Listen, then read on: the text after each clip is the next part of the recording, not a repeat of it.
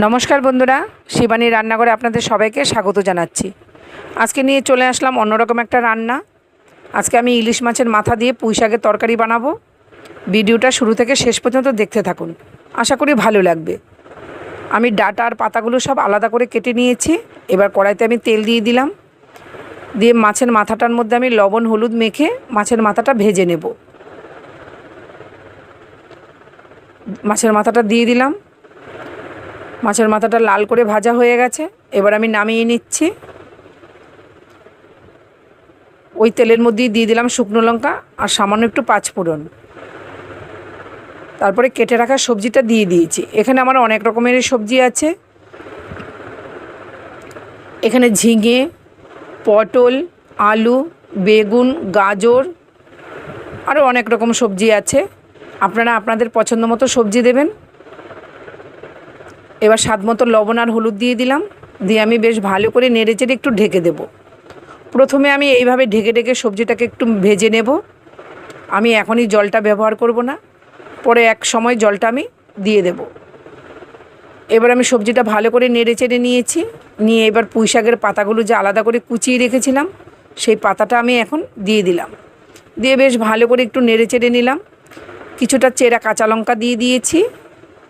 দিয়ে আমি বেশ ভালো করে একটু নেড়ে নেব। খুব সুন্দরভাবে নেড়ে নিয়েছি, আবারও ঢেকে দিলাম। আমি এখনও জলটা ব্যবহার করব না, কারণ পুঁই শাকের পাতাটার থেকে অনেক সবজিটাই নরম হয়ে যাবে। ভালো করে নেড়ে নিয়েছি, একটুখানি শক্ত আছে। ভালো করে আমি একটু নেড়ে চেড়ে নেব। খুব সুন্দরভাবে আমি মিশিয়ে নিয়েছি প্রত্যেকটা সবজি। এবার ভেজে রাখা ইলিশ মাছের মাথাটা দিয়ে দিলাম, দিয়ে আবারও খুব সুন্দরভাবে মিশিয়ে নিয়েছি। এর সামান্য একটু জল দিয়ে ঢেকে দিয়েছি, আপনাদেরকে দেখাতে পারিনি। সামান্য একটু জল দিয়ে ঢেকে দিয়েছি।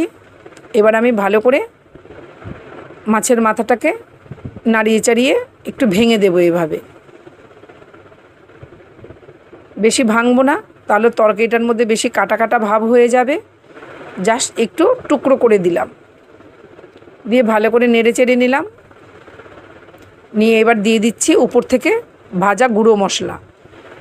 এখানে মশলাটা জিরে আর ধনে ভেজে গুঁড়ো করে রেখেছিলাম, সেই গুঁড়ো মশলাটা উপর দিয়ে ছড়িয়ে দিয়েছি।